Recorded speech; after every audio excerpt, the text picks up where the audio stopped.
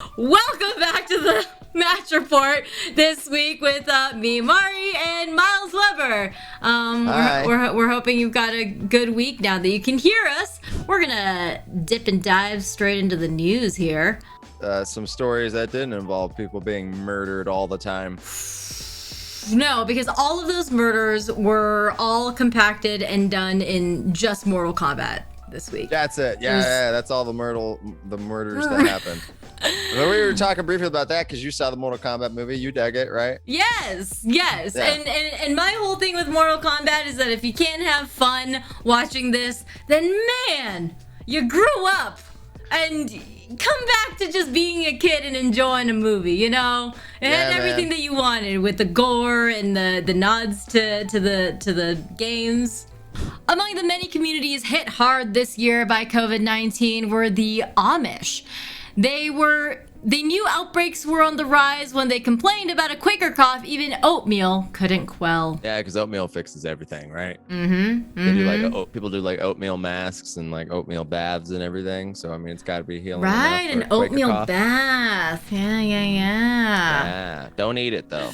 Apparently the Amish got hit hard because they predominantly that culture doesn't believe in like the vaccinations and all that. They're kind of anti-vaxxers because they believe in the natural law of things. So if the Lord's gonna get people sick, there must be a reason why, and we'll get through it together. And I'm like, okay. Oh, how do they get news? Because they don't have TV and internet and things like that either, right? I don't know. I think maybe they got like some white kid just runs to them, right? Isn't that how people used to? Like a town crier?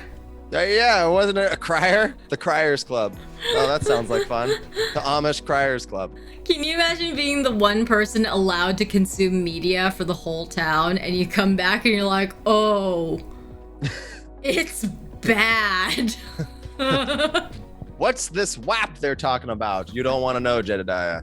But apparently this has been a big thing. Like there's only been like 1% of the United States Amish population has been vaccinated, and the ones that have been vaccinated kind of like do it quietly and they just kind of keep to themselves. They don't tell anybody in their community that they got vaccinated, and they just keep on working. But it's also bad because like with these new strains coming out, they don't know who's going to get hit hard and if the community is getting ready for another surge, because they all get sick at the same time. They feel the wave when it happens. So end of last year, a lot of them got hit with it and it was a big wave, and now they're like, all right, we got herd immunity, we're fine. But they don't know a lot of the updated science on everything because they're not getting the information. That's so rough. It's just a lot of like, nah, we don't believe in that kind of stuff. Like there was even like, I guess, I don't know I forget what type of, I think measles or something. They had a weird outbreak like back in 2014, I want to say, the article said. And it's something we get vaccinated for and it's regular, but they had a real bad outbreak with it. And it's because they don't get that vaccination because they just don't like getting those things. So when they get like an old disease or something that we get vaccinated for, it could really do a lot of damage in their community because they're just not getting the stuff done for it. So it's really rough. Interesting. And there's a lot of Amish people in Ohio, apparently. I didn't know that. Next news coming in hot. This one's fun. A demon Chihuahua that hates men, children, and was said to be, quote, possessed by a small Victorian child was adopted by a Connecticut lesbian this week. That's not even the joke yet. The dog took a DNA test at the shelter before being released, and it was found out to be 100% that. There we go. So yeah, have you heard this story? No, what is this poor demon Chihuahua we're talking about? There is this Chihuahua that came into this adoption center. Its name is Prancer, and there it is. Look at that face. It doesn't look so bad at all. I know. Apparently this thing just came from a real bad home. And so it just, like I said, it hates guys, just does not trust a single man, doesn't like kids. It's cool with women. But yeah, it's very territorial and it takes a while to warm up to people. And the person writing the thing for the adoption ad said that I think that this Chihuahua it's possessed by a small Victorian child. The listing plainly stated that his new guardians would have to be okay with bringing neurotic, man-hating, animal-hating, children-hating dogs that look like gremlins into their homes. Yeah. Oh yeah, it doesn't like other animals, and she's like, oh yeah, this gremlin-looking thing. Aww. Yeah, 100%.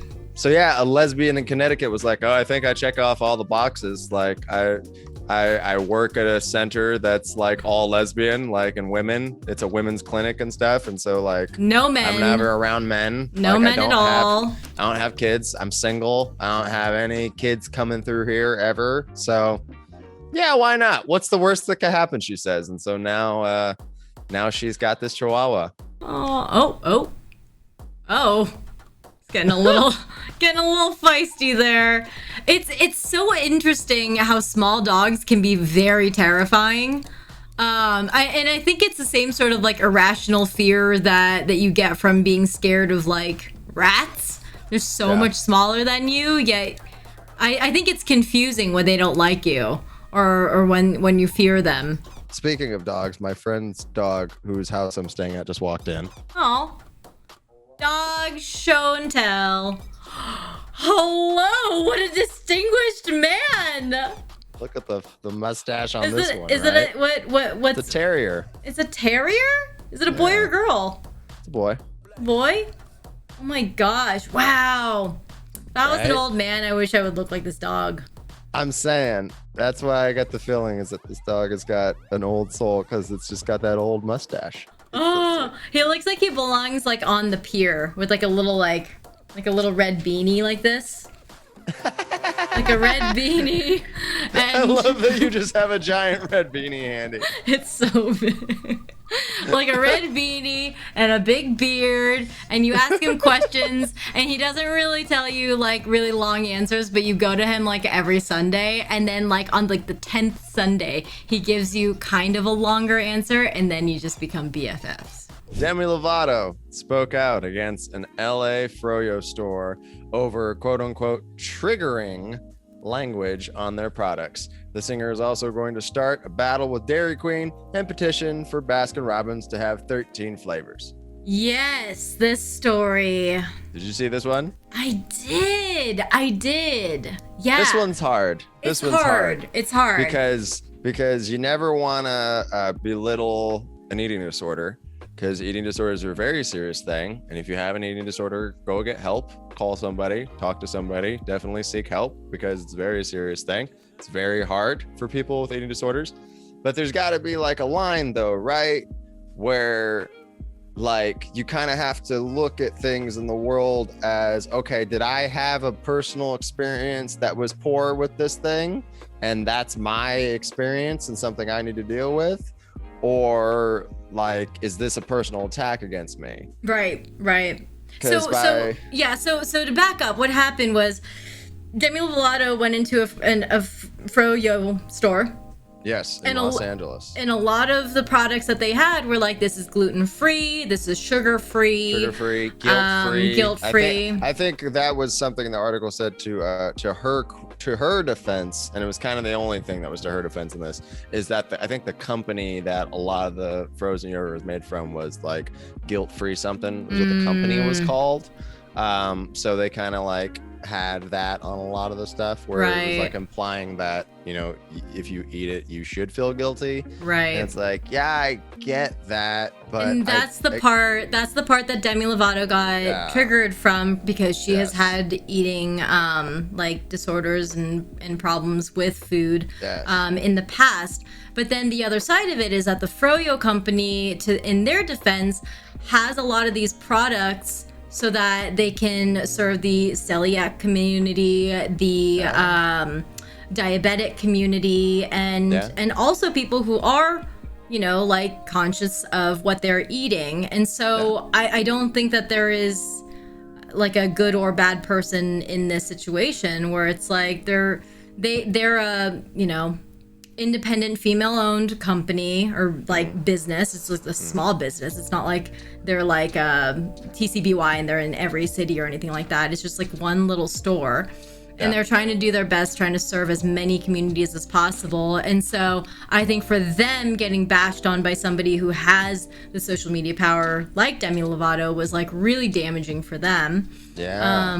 That was the biggest thing. I'm like, small businesses have been through enough, and especially small businesses in Los Angeles, man. Because I mean, that's been shut down the longest of most places for everything. So they were super struggling. So yeah, that's where I'm like, yeah, man, I don't think the small businesses needed this. Yeah. And I see it's one of those things where it's like, yeah, I understand how you got here, but I don't know that you should be here. Europe is going to open its doors to American tourists who have been vaccinated this summer. They will be greeted by a sign saying, "Yay for Americans who got stabbed." It's not like that, I swear. It's not like that. It's no, more like it's more like, "Oh, how are you doing? Blah blah blah blah blah. Okay, you're done." And it's like, wait, right. Is it? It's like, really? That's it? Are you sure you gave me the shot? And then like 3 hours later, you're like, oh no, you gave me the shot. Dead arm. Oh, okay. Just here. That's all right. Nothing is out of reach too high for the next day and a half. Like, it's like, ooh, it feels like I worked out, but I didn't. I heard something wild the other day that there are a lot of Americans who are either not getting vaccinated because they don't want to feel the symptoms of getting sick, or they're not getting their second one because that they have heard that the second one is worse than the first, you know? And it's like, you gotta get both. You can't do 50% credit and get a passing score. You know what I mean? Yeah, man, that's not how it works. A new study shows that gardening improves your health and prunes your stress, which is different from prunes that stress your colon. Very different. Very different. Very different. Still, prunes are good for you. Eat more fiber, kids. A family built a giant dinosaur out of takeout containers during hotel quarantine and named it Bagosaurus. The dinosaur is happy to be in the spotlight after years of taking the back seat to that douchebag Puff, the magic dinosaur. Yeah. This is far better than I thought it was gonna look. It's really dope. Yeah. No, it's super legit. They did a great job. This kid's sitting on it. Yeah. They made this out of what?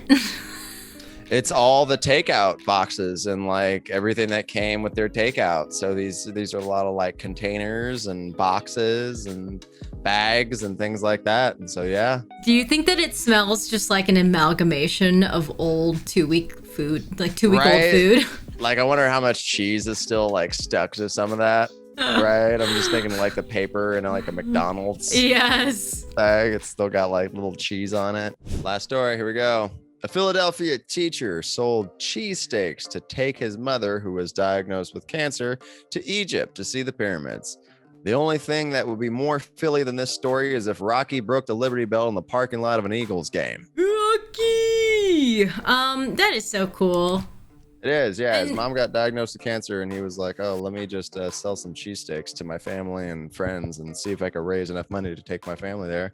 Did they make apparently, the community, he was trying to raise $10,000 to take his family, and the community heard what he was trying to do and why, and they lined up, and he made $18,000 instead of the 10. That's amazing. Yep. So got to take the whole family to Egypt, so that way, because that was what his mom wanted to do. He's like, what do you want to do? Anywhere you want to go in the world, anything you want to do, I'm going to make it happen for you. And she's like, I want to go to Egypt. I want to see the pyramids. And he's like, done.